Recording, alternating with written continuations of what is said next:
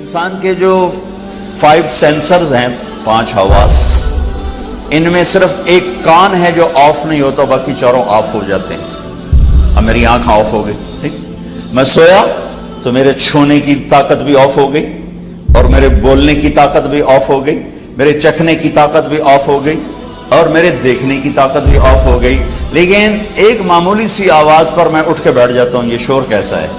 کان بند نہیں ہوتے، کان کا فنکشن چلتا رہتا ہے۔ اور آج کی ریسرچ کیا ہے کہ بچے کے ماں کے پیٹ میں کان کام کرتے ہیں، باقی 4 حواس کام نہیں کرتے۔ کانوں سے سنتا ہے، باقی کام نہیں کرتے، اور موت پر جا کر بھی یہ ختم نہیں ہوتے۔ میرے نبی نے فرمایا کہ جب میت کو تم دفن کر کے واپس جاتے ہو تو تمہارے واپس جانے کے قدموں کی آہٹ وہ سن رہا ہوتا ہے۔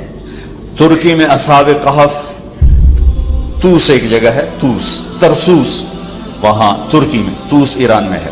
پچھلے سال ہماری جماعت گئی تو ہمارا وہاں سے گزر ہوا تو میں نے کہا اصحاب کہف لے چلو، وہاں گئے تو وہاں ہم اندر اترے، دیکھا تو مجھے یہ قرآن کیا فَضَرَبْنَا عَلَىٰ آذَانِهِمْ فِي الْكَهْفِ سِنِينَ عَدَدًا۔ اللہ تعالیٰ نے 300 سال ان کو غار میں سلایا۔ اور آپ آیت پہ غور فرمائیں، ہم نے ان کے کانوں پر پردہ ڈال دیا، حالانکہ کہنا تھا آنکھوں پہ، نیند تو آنکھوں پہ آتی ہے تو آنکھوں پہ پردہ ڈال دیا، اللہ کہ ہم نے ان کے کانوں پہ پردہ ڈال دیا۔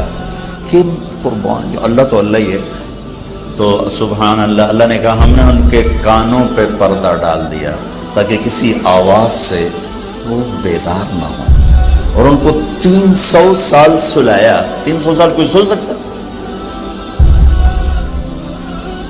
اٹھ کے بیٹھ جاتا ہے اور 300 سال سوئے رہے، نہ بھوک نہ پیاس، نہ کوئی جانور، نہ کوئی سامنا بچھو۔ 300 سال کے بعد اٹھتے ہی بھوک لگی، چلیے چلو بھائی، فَبَعْثُوا أَحَدَكُمْ بِوَرْقِكُمْ هَٰذِهِ، جاؤ بھائی یہ پیسے دے کر کسی کو روٹی لاؤ۔